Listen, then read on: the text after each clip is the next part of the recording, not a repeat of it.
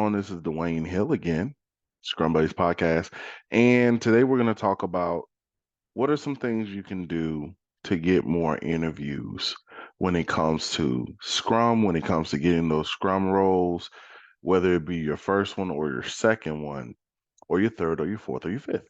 Um, so let's talk about it. What are some things you can do? I got 5 things that you can do that will help you promote yourself and put you in the best position to get those roles and to get an opportunity to really bring your value to a company of your choosing or a company that chooses you.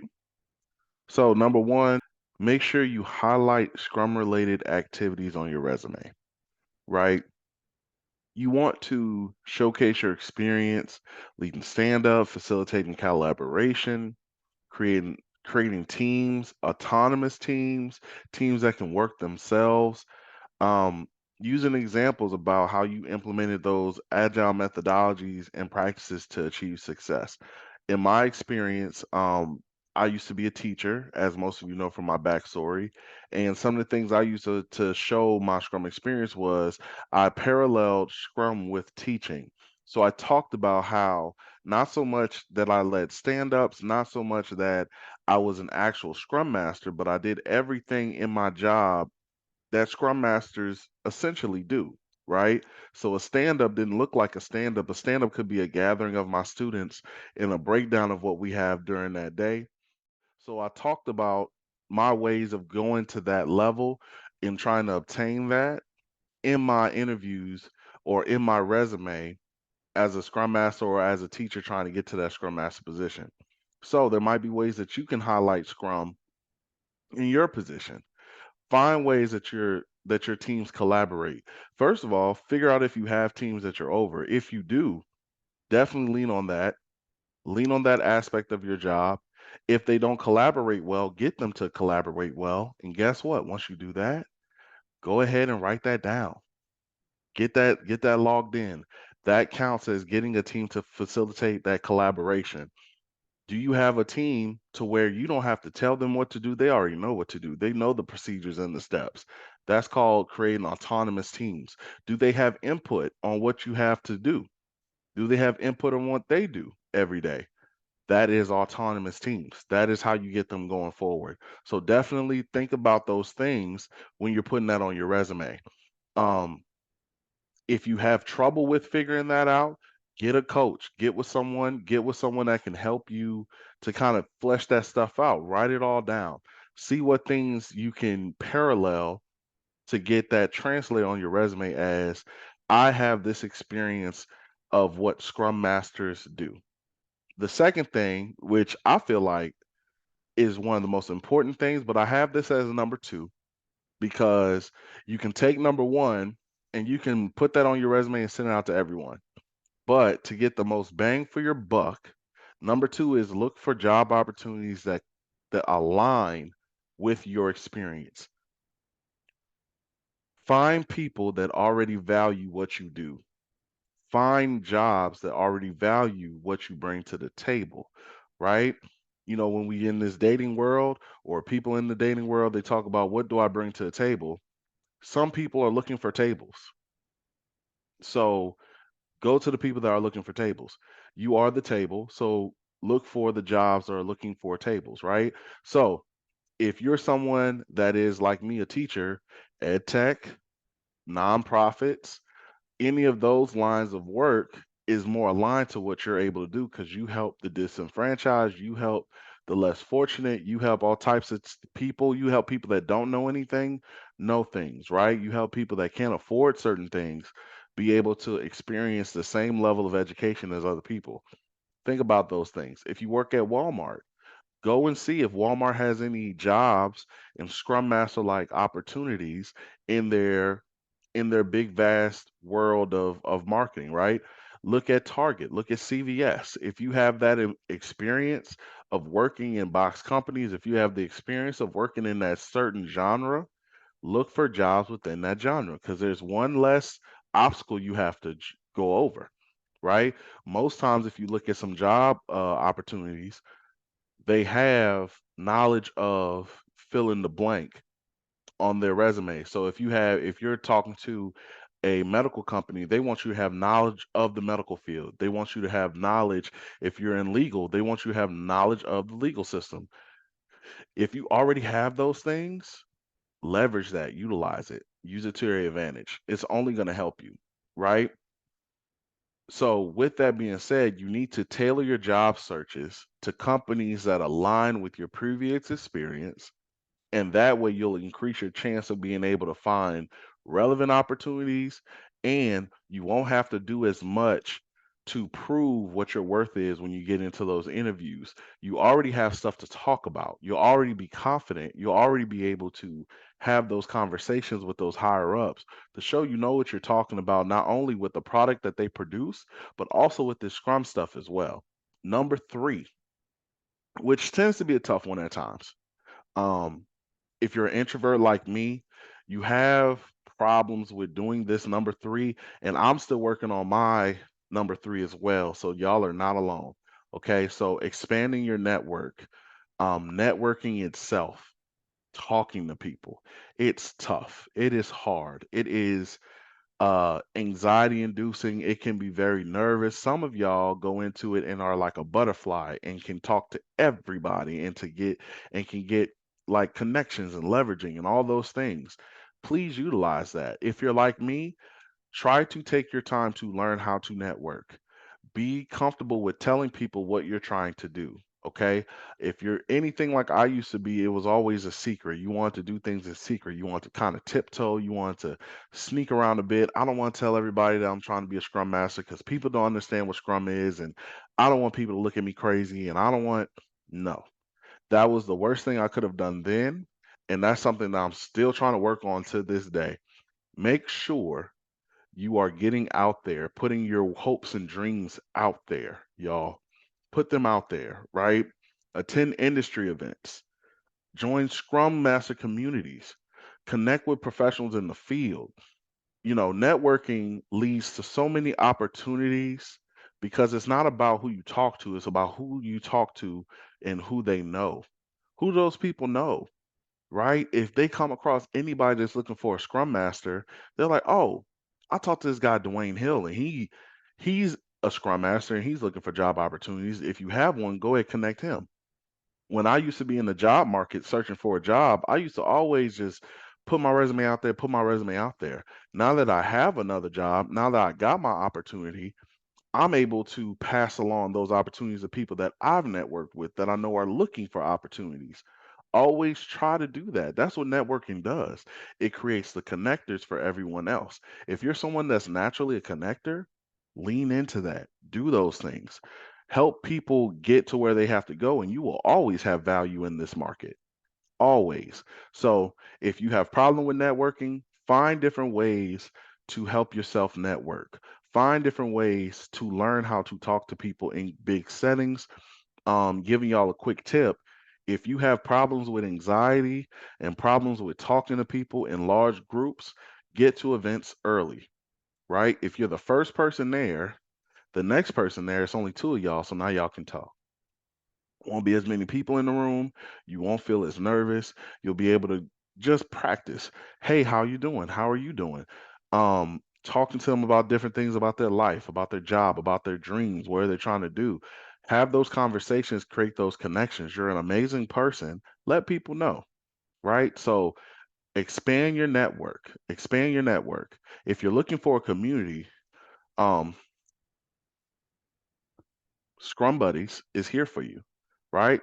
Tap in with us. Tap in with us at Scrum Buddies and join our community if you need one. We are here and we have a lot of great people that love Scrum and they're real people and they're here to help everyone.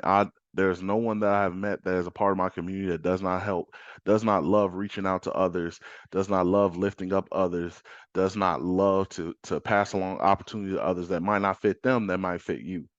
So join the network, expand your network, talk, open your mouth, go to events, Scrum gatherings, um, Scrum meetups, all those things. Jump into those things. Number four is one that's actually been kind of fun for me, and this is what I'm doing now, right? Update your online presence. How can you do that? Ensure your LinkedIn profile reflects your Scrum Master experience. Talk about Scrum.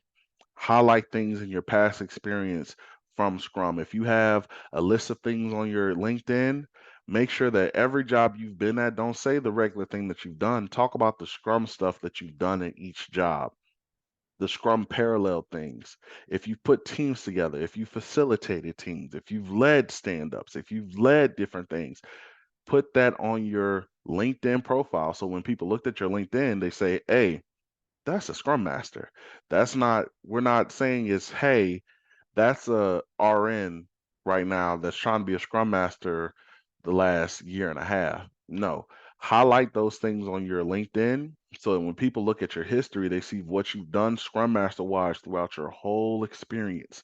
That leads to better conversations on LinkedIn, that leads to better leads on LinkedIn when you're looking for job opportunities. And it helps people know exactly what you're here for. Definitely do that. Engage in those industry discussions. So if you see Scrum Master discussions, I mean, feel free. If you see Dwayne Hill and Scrum Buddies pop up on LinkedIn, join into our community of discussion.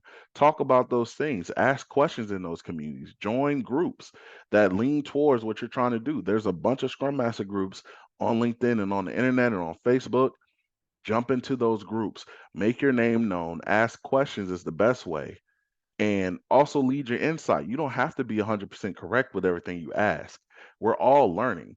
So leverage the fact that you can get on your computer, open up LinkedIn, find some conversations about Scrum, and put your 2 cents in. Gary Vee talks about the 20, I believe he says it's the 18, $1.80 rule, where he puts in his 2 cents and he puts in enough 2 cents to equal up to $1.80. Do the same thing. I might be wrong on that. It might be $2, but put your 2 cents in whatever conversations you can, whether you're right or wrong, and look for insight. You can also leverage that as ways to learn more about the Scrum thing, so you can talk about it and you can implement it in different ways in your regular life. Definitely utilize those different avenues to be able to talk about Scrum in a more confident way. You're learning from everyone. We're all here to help each other, right? Um, Make sure you have a personal blog. If you don't, look into doing that. If that's something that you're cool to do, have videos like this, or you can even respond to videos. You can stitch videos. You can do all those things to kind of put your 2 cents in and put things out there to garner conversation. Once you're able to have enough conversations, once you're able to have enough opinions out there, you're able to establish yourself as a thought leader in the agile community. You don't have to be a trainer to do that. You don't have to be in Scrum for 50 years to do that. You don't have to be best friends with Ken Schreiber and all the big wigs that created Scrum. You don't have to be all those things to do that. You're just here to give your opinion and to learn from what other people are telling you. So be able to do that, update your online presence, and really get yourself out there so people can know who you are in this community. And then last but not least, number five is constantly and continually develop your skills. Okay. Stay updated on agile methodologies and stay updated on the practices, stay updated on the communities of practice, stay updated on the best practices that you can learn about different things. What's the new things that are coming out? What are some different retros I can do? Seek out certifications. Scrum Alliance has a litany of certification. I know Scrum.org has a litany of certifications.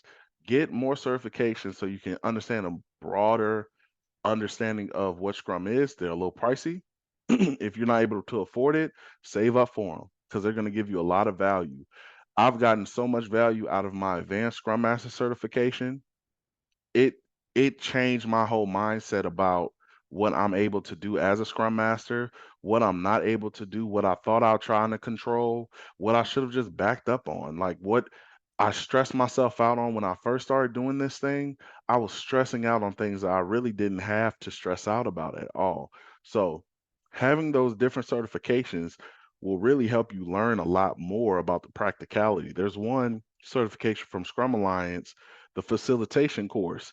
Take take that course. If you have my take that course because that will help you rethink about how you have conversations with your teams, how you have conversations, and not just with teams. It could be with your family, it could be with your coworkers, it could be with whomever it may be. Definitely try different ways to expand your knowledge on Scrum. Put more pieces in your utility belt when it comes to this. Equip yourself with different thought processes, with different things that you can use, and expand your Scrum Master toolbox so that you can be more valuable to any of those companies going forward, right? It's going to make you more adaptable, and potential employers love that. And who doesn't love value? Okay. So, and a little bonus tip for everyone out there. If you're in a situation where the market is slow and you're not getting any hits right now, persistence and perseverance is the best thing that you can do right now. It is not going to happen tomorrow, but if you quit today, it will definitely not happen tomorrow. Okay. Learn from each interview, learn from each no. Customize your applications as they go, customize your resumes as they go. This is a grind, this is a journey.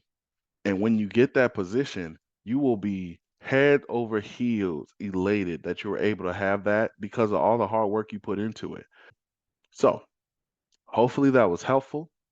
Hopefully you're able to do much with that. If you want to connect with us, join our newsletter community, join our Scrum Buddy community. I'm giving out virtual and basically free information, free game for everyone that's in that community in that newsletter. For my people that are super active in there, my all stars, they get even more content, even more value.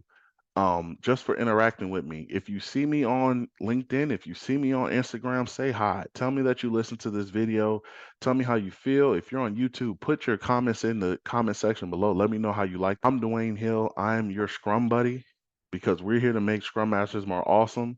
And we are here to help you through your first Scrum Master position. And we want you to bring value every single day. So, till next time, peace.